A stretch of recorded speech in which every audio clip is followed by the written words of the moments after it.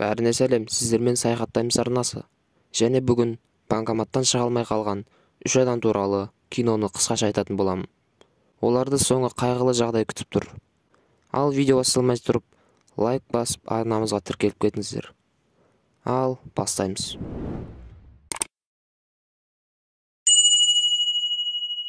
Кино басталды.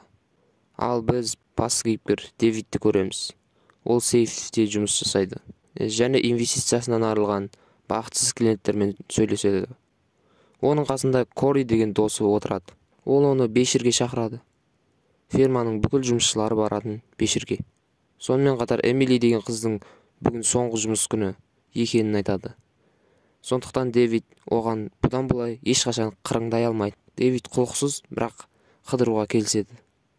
Әбден араққа тойған Кори барлық достарына өтпейтін бір анекдоттарын айта бастайды. Ал Дэвид Эмилиді көрген соң, онымен сөйлесуге қасына барады. Бірақ өте нашар болып шығады. Эмили сыртқа шығып, такси тоқтата алмай тұрады.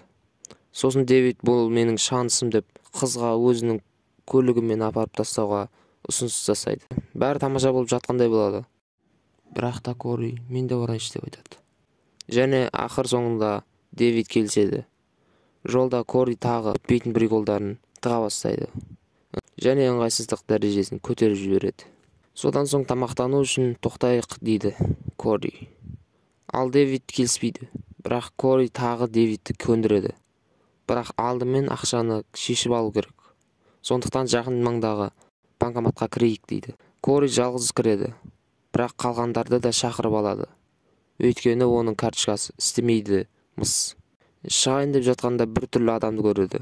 Ол жай ғана тұрып қарап тұр екен. Эмили мен Дэвид уайымдай бастайды. Ал Кориға бәрібір алаңдамайды да. Ол қашан шығамыз деп күтіп тұр. Бірақ парковкада итпен жүрген еркек пайда болады. Капюшон киген еркек бұрылып оған барады. Сосын ол шабуылдайды. Жарты сағаттан соң еркектің басы асфальтте мыжылып жатады. Жігіттер алаңдай бастайды. Және полицияға хабарласатын батырманы іздей бастайды. Сонымен қатар әртүрлі варианттарды айтады. Олардың телефоны жоқ. Машинада қалған. Дэвид жүгіріп барып қайтпақ болады. Бірақ басқалары оны үлгермейтінін айтады. Және дұрыс болып шығады. Капюшондағы адам олардың машинасын уже алып қойды. Аспаптарды алып, ол бір жерге кетіп қалады. Және көзден жоғалады. Ол электр энергиясын бұзады. Және ең бастысы жылытатынды бұзады.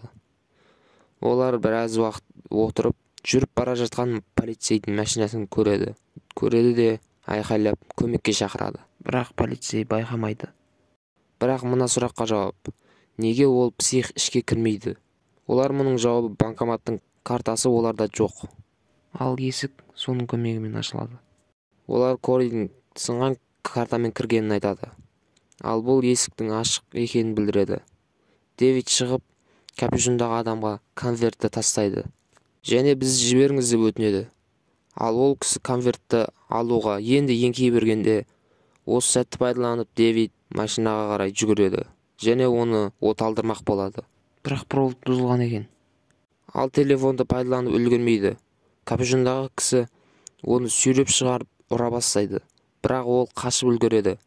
Коридің пайымдауынша бақытымызды сынап көру керек, іште отырғаннан гөрі, дейді. Бірақ ол жалғыз өзі шыққысы келмейді. Олар полицейдің машинасы деп ойлаған машинаны байқайды. Бірақ ол полицей емес, охранник болып шығады. Олар тағы шыңғырып, айқайлап көмекке шақырады. Охранник мұны байқап, оларға келе жатады. Бірақ өлген адамды көріп, қосымша күштер шақырмақ болады. Бірақ қаншер бұған жол бермейді. Қалғандары капюшондағы адамның күшін бақылайды. Ол жоқ болып, қайта пайда бола алады екен, тұрған жерінен. Кори табандылық танытпақ болады. Ал қалғандары бұған қарсы. Бір кезде есік ашылады да капюшондағы адам кіріп келеді. Олар дәл осы сәтте оған шабуылдайды. Бірақ ол әлсіз емес болып шығады. Ол екеуі ұстап тұруға күші жетеді. Дэвид қалай өлтіру керек екенін табады. Оны өлтірген соң олар тұрып, осы уақытқа дейін капюшондағы адам сыртта тұрған екен. Прикинь, ал олар жай бір адамды өлтірген екен. Олар шоққа түседі. Және бірін-бірін кінәлап ұрса бастайды. Кори күте беріп шыдамы таусылады. Псих көрмей тұрғанда қашып құтылуды жоспарлайды. қасындағыларды көндіре алмайды. Ол сыртқа шығады да жүгіреді, бірақ ұзаққа бармайды. Созылған сымға соғысып құлайды. Ал капюшондағы адам жақындап келе жатыр. Дэвид көмектеспек болады, бірақ Эмили жібермейді. Сол кезде оны итеріп жібереді. Ал Коридің ішіне отвертка тығады. Дэвид көріп шошып кетеді, ал Эмили оның қасында отырады. Олар әңгіме айта бастайды. Дэвид бәріне мен кінәлімін дейді, ал Эмили олай ойламайды.